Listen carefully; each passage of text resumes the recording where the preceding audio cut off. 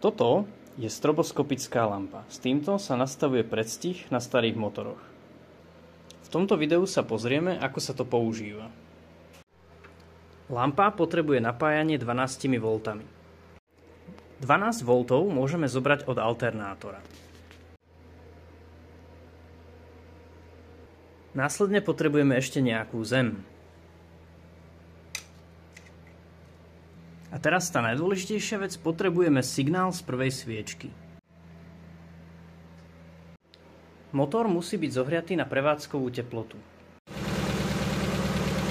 Prepojíme piny TEN a GND. Potrebujeme nastaviť 850 otáčok za minútu. Týmto šroubíkom vieme nastaviť voľnobežné otáčky.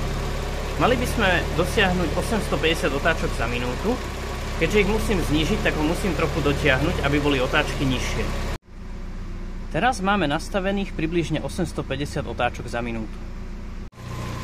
Lampu máme zapojenú, tak vyskúšame, či funguje. Pri remenici plukovej hriadele vidíme risku.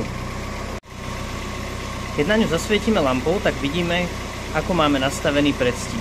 Tovarenských je 10. Po otočení snímača otáčok vieme posunúť predstih. Najprv si senzor musíme povoliť.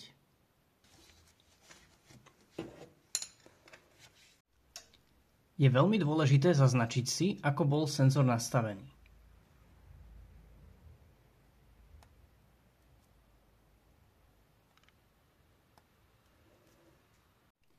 Musíme ho povoliť aj z vrchu, aby sa s ním dalo ľahko točiť.